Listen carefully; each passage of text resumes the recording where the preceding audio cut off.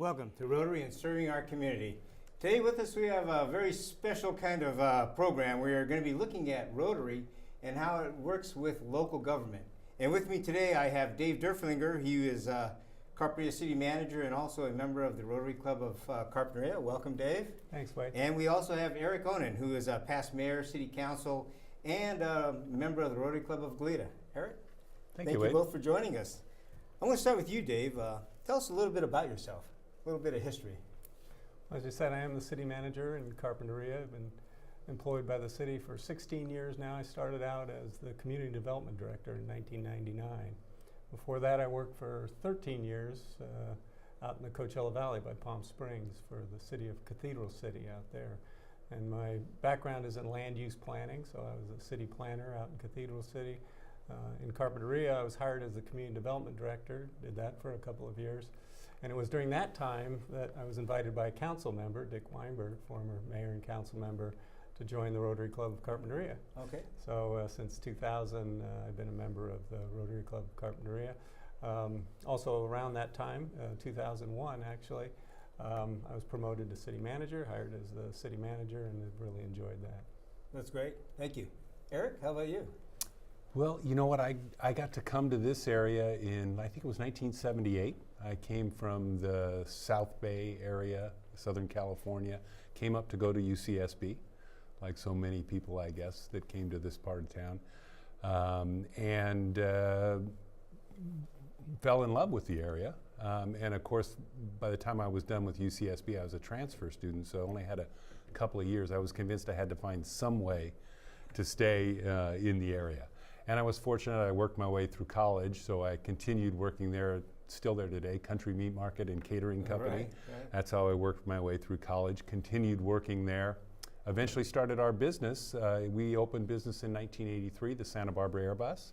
My wife and I and my partner, Mark Klopstein, and have grown that business, you know, from a total bootstrap startup to, you know, today a significant company, about 60 people involved in the company. And I joined Rotary in 1986, so not very long after I started the business that I got involved with Rotary. Great. Well, thank you for that. That's quite a bit of history, at least locally. Dave, tell us a little bit about your Rotary background. As far as what you've done, I know you're past president of the Rotary Club of Carpinteria.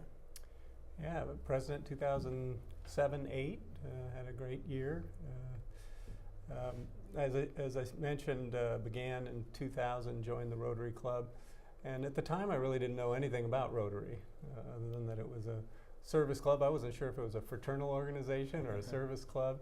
But it turned out to be a super fit for me at the time, shortly after I transitioned into the city management position.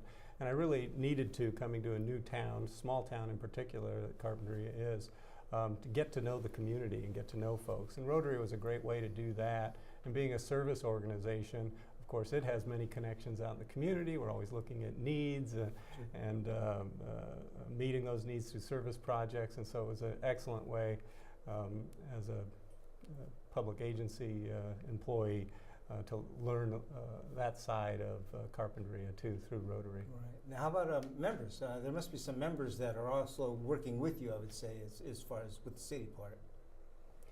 Yeah, you know, Rotary is one of the great partners in the community. We're fortunate in a small town to have two Rotary clubs in Carpinteria. Of course, you serve on our elected city council, and we've done a number of projects jointly with the Rotary Club over the years, working cooperatively.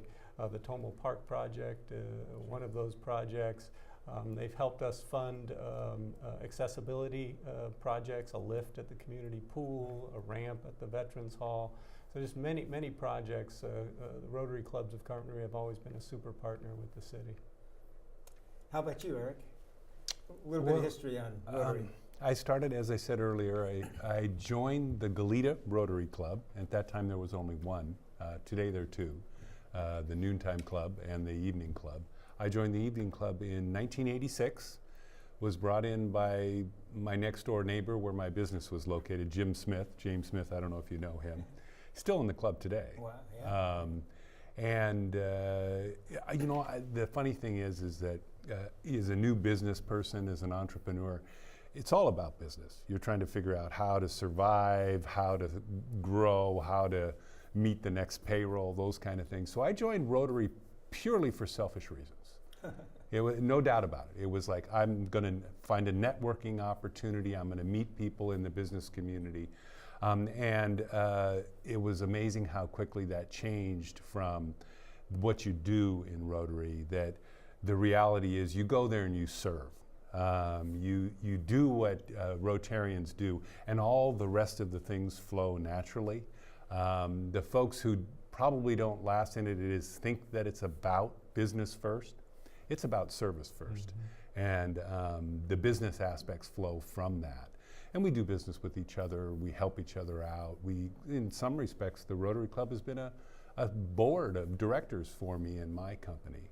But I did get to serve as president, and in our club you move up to the presidency relatively quick. I think I served 89, 90 as president of the club. Yeah, it happened quick, which of course is a wonderful experience, because you don't know Rotary as well as you're going to know it until you've served as a president of your club.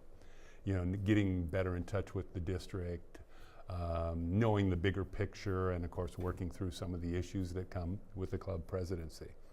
Had some other roles in the club through the year, you know, serving on committees and committee chairs and those kind of things. Rotary has been instrumental, not just from the business perspective, but obviously from the personal side of things, the growth. Thank you. Now, how about public service, through public service? Eric, I'll go with you first on this one. Tell us a little bit about yourself and how you got involved with being a public servant.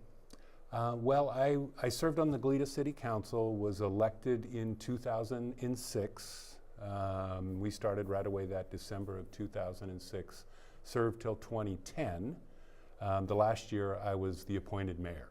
You guys do the same thing in Carpinteria, appoint a mayor, or do you elect? We appoint. Yeah, so I got appointed mayor my last year on the council and got to serve in that role. I'm currently on the planning commission. I took a little time off, and then one of the gentlemen who was elected asked me to serve on the planning commission. But it's interesting how, how do you get into it? Well, there's something that motivates you. Wade, you've gone through it. You know that in our case, we had the founders of our new city who had a very specific focus on what they were trying to accomplish to the city, for the city. And that was really about land use, growth control, those kind of things. And it kind of conflicted with the bigger picture about what we thought the city should be or become. And turns out we couldn't change the attitude of the people who were doing it, so we had to change the people. And I think I might have missed a meeting and got nominated to get into that role. But that being said, it was a wonderful experience, another incredible growth experience. What's interesting is how often the four-way test was part of my decision-making process. Very true. People come oftentimes to the public service with an agenda, and you realize very quickly when you get there that you have to act judicially, if you will.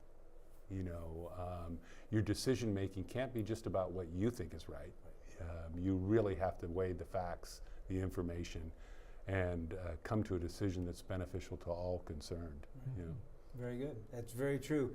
Which is also interesting because Rotary specifically states as part of its guiding principles, there'll be no politics in Rotary nor religious persuasions, I would say, specific. Yeah. So that's why I believe you and I are fairly unique in that point that we're not supposed to be politicians or get involved with politics.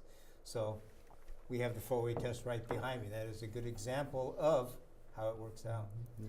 Dave, how about you? Tell us about your public service. Well, I got interested in land use planning in school, and so talking to a professor, he said, hey, go out and around the Riverside area, and here's some growing areas that you might be interested in putting out your resume and contacting these folks. He gave me the name of planning directors in the region. At the time, I wasn't too sure exactly what the planning field was all about. But, got an internship first out in Cathedral City and then was hired on there in a temporary role and ultimately as a planner there. So it was very interesting. It was a young city at the time, and it had just incorporated in 1981, and this was about 1985. So they were brand new and they were growing like crazy. In 1986, it was the fastest growing city in the state. They had a very small staff, so I got to do everything from soup to nuts there, really learn about the field, learn the job, and also work with the community. There was a lot of active people in that community. It was a brand new city, so they were very motivated, and I had a chance to influence that. And it's like many cities that incorporate, I'm sure Goleta was the same. They're interested usually in improved law enforcement services and always in more control over local land use planning decisions to set out what the future of the community is going to be like. So that was super fun to me, and I've always enjoyed that aspect of the work. Now I'm stepped back from that a little bit, looking at the overall administration of the city, but I still enjoy the land use planning stuff. And I didn't realize until later in life, my dad was an Imagineer for Disney. He's retired, and as a youth we went to Florida where he was working on Disney World at the time, and I never thought about the parallels until I was an adult and had gotten into the career and said, you know, I'm kind of doing something similar to what my father did for much of his career, which is also fun. That's great. Tell us a little bit about, I would say, on the job, the most challenging project you had to deal with, something that took a lot of time for you, that was controversial, and something that you had to overcome, and how possibly Rotary fit into that process. Yeah, I don't know if any one thing stands out. In local government, there's always policy issues and policy discussions where there's at least two sides and sometimes many more sides to an issue. And there's tension. There's tension in the community over that. And you're put in a role, a judicial role for the decision makers at the policy level, and a role of facilitating at the staff level, facilitating the council's interest, facilitating the community's interest, bringing those together and trying to come to a good decision. And I think, you know, where Rotary helps is being out there in the community and getting to know people in a different context other than my official role. So this is really important in that you get to know people, you develop relationships with them, goodwill, friendship, so that when it comes to times where there's something that's contentious that's before the city, somebody has a complaint, there's an issue that you need to sort out, you've built up that goodwill, you have something to build on. You and I aren't meeting cold, we're meeting as friends or as people that know each other that can work on a problem without any baggage or any distractions. Very good. Well, I know one of the projects we worked together on before you were city manager was the freeway expansion, the first round, the one that actually didn't go through. Mm-hmm. I found that was pretty fascinating. It was great working with you, by the way, on that project. I found at that time you and I worked well together, and I really appreciated the level-headedness that you had working with and through the process, because we had, I would say, the state looking at their best interests. Locally, we were looking at our best interests. We had to go into Santa Barbara, then into Goleta, all the way from the county line. So working with all of the multiple different jurisdictions was quite fascinating, and I'd say you did an outstanding job of that one. Yeah, well, thank you, Wade. Yeah, these are difficult and complex projects. You can imagine they're once-in-a-lifetime projects. Right. Now that we're seeing the freeway project come to fruition slowly but surely, Carpinteria Council just approved the permit for the Linden Casitas interchange replacements.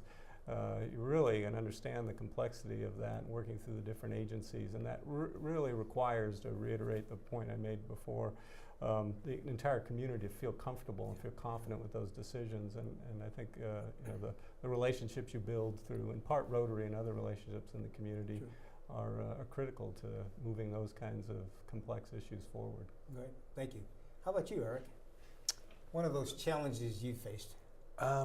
Well, a couple of them come to mind, but even before that, you mentioned the tension in the public process that exists, and you know, being in Rotary for a long period of time and then serving on an elected position, what became evident to me was that, you know, in nonprofits and particularly in Rotary, we all are trying to get to the same thing, right? We're trying to get the same outcome. We have different ideas of how we should get there. You know, what resources we should use, who should be in charge of it, all these other different kinds of things, but we're all trying to do the same thing. Then you go into public, to an elected thing, and you actually realize that the competition is about people who want to do exactly the opposite. Right? I mean, there's a good people that are intelligent and well thought out, and yet they come to exact opposite conclusions about what would be the best outcome. That's kind of surprising. You know, from a business perspective, you have the same thing. You're trying to work towards the same goal. So a huge learning curve and an adjustment. Couple of things that I experienced. One of them was when I first got elected in 2006, the general plan for our new city had just been adopted, I think, in August of 2006. And they'd been working on it for years. And the general plan, the adoption of that general plan was very contentious because some people didn't like what was in it. There was inconsistencies, there was conflicts within it. So the first thing we did as a city council was open up that general plan and say, the newly adopted general plan, and say, okay, what do we need to do to change it? We had 3 new people come on board for a 5-person council.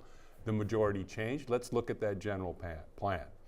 And very contentious, a lot of difficulties with that, change in who was on the council, opening that plan up that took years to get in place.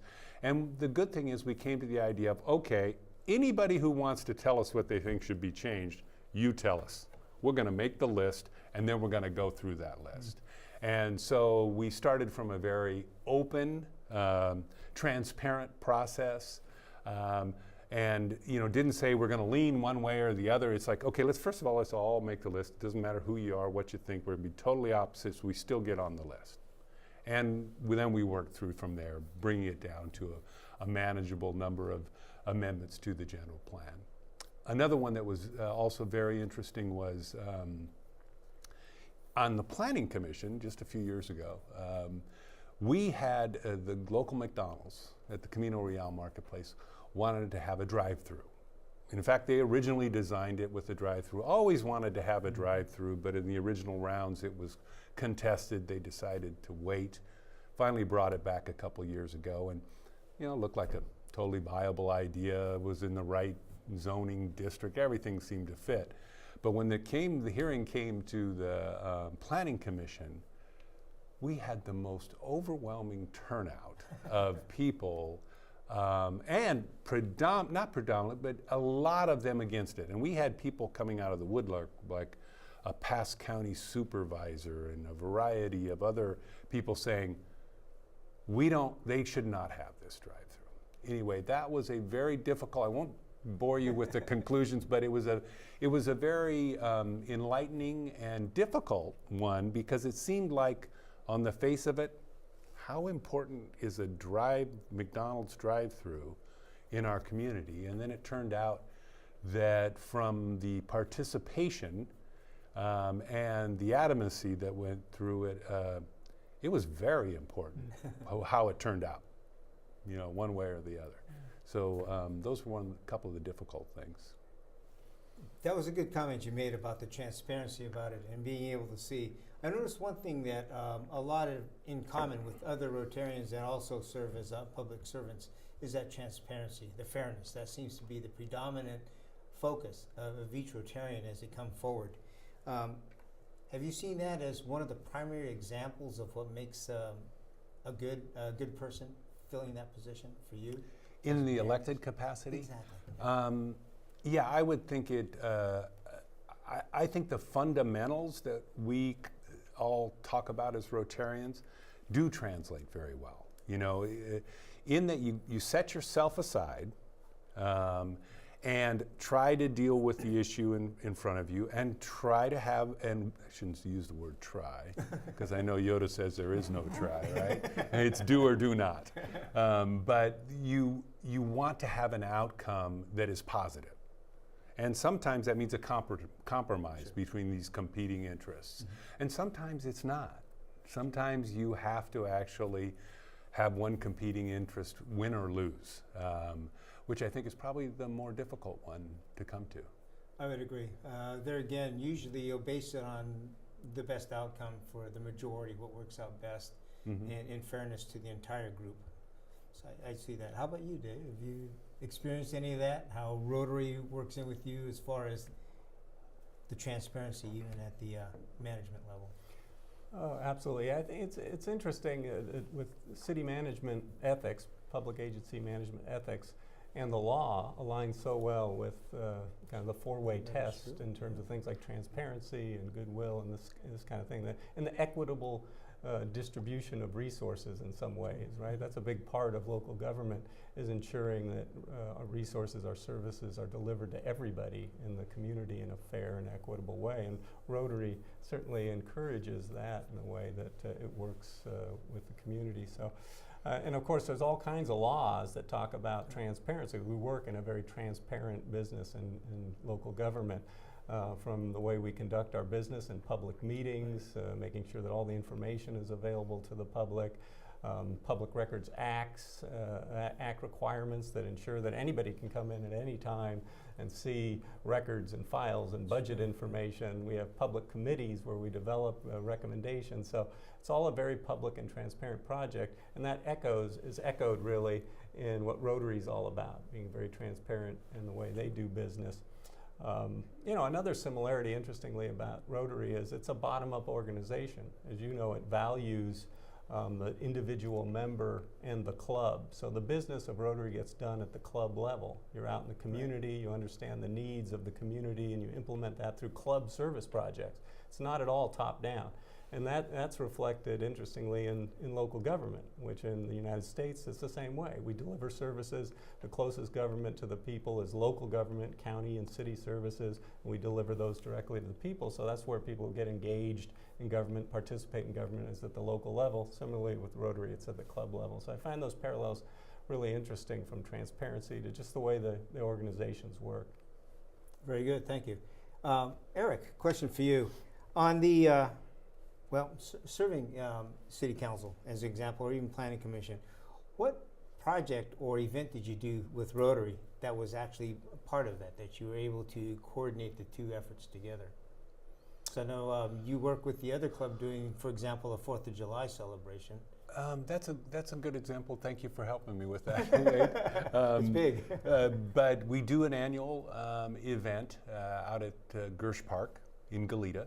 And that's where the Rotary clubs, the two Rotary clubs of Goleta, put on a fireworks show. And we include some entertainment and games and things beforehand, so make it a kind of an all-day event. And the city has been very good in that process. We all agreed, and this was actually founded by the Noon Rotary Club years before even my club got involved. And the idea was we wanted to bring that type of an event to our community, something that could be family first, friendly, safe, and close to home. You know, because our alternative was to go downtown to that venue, which of course is much bigger and a whole different atmosphere. So the city's support has been from that same perspective. Right. They're saying, yes, we want to have this kind of event in our community, and we believe in that process. Like our event is no alcohol allowed, family friendly. In fact, we always have a sponsor who pays for the kids to get in and those kind of things. Mm-hmm. And with that cooperative arrangement, the city gives us a little bit of the funding, but then they supply us some law enforcement support and those kind of things that we don't have to pay for. We actually make it into a fundraiser for the clubs. Of course, that money is reinvested right back into the community. So it is a win-win situation. Really, I think as close as we get with the city as a Rotary Club is really dealing with something that would be youth-oriented or recreationally oriented. Rotarians quite often come and appear at the council, but not as Rotarians, as individuals. As you said, we don't really discuss politics in the club. I shouldn't say we don't. Sometimes we do discuss it, but we're not representing a position that the club should take. We're discussing it among ourselves. And so The club itself has really looked for opportunities where they're augmenting the city or the city is augmenting us. Very good. How about you, Dave? Any examples of that? I know the Tamal Park was one example, and we had I think our largest district conference ever was in Carpinteria also.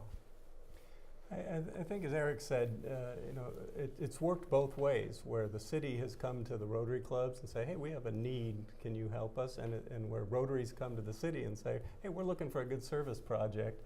Where's there some opportunities? Tamal Park was an example of, I think, both coming together. So the city had some needs in a particular neighborhood, particular part of town that weren't being met in terms of parks and recreation space, active recreation space, especially for young kids. The Rotary Club was looking for a project. In particular, they had looked at the Kids World project in Santa Barbara and thought, hey, that's a good model, we'll explore that here. They even had the fellow from Texas come out and did the Kids World. New York, Actually, New York. Was it New York? It was Yeah. New York, yeah. He came out and maybe he had done a project in Texas.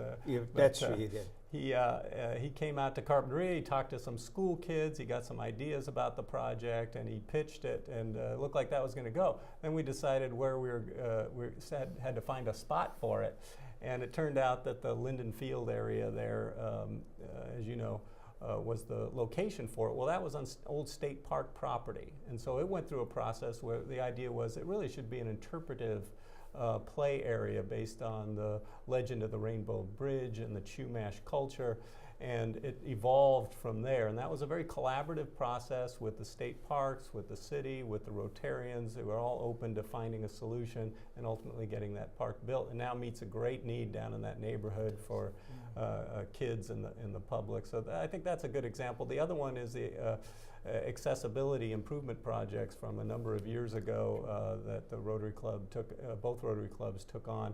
This was where the city had been audited and identified a whole bunch of improvements that needed to be done to improve accessibility in the town. A lot of our public improvements were older, a lot of our buildings were older, and there was a need to make improvements to improve access for all the folks in town. Rotary stepped up and said, tell us what they are and we'll meet them. And as I mentioned before, we got improvements at the community pool for access. We got community buildings where we had ramps and other accessibility improvements put in, all with the great help of the Rotary clubs. That's great. That's outstanding. Well, we're kind of running out of time, so I would first of all like to thank both of you for your outstanding service to your communities. And as a good reflection and example for Rotary and Rotarians, thank you both for all that you do. With that, we will see you next time when we bring forward something else new and exciting that Rotary is doing. With that, thank you. We'll see you at the next one.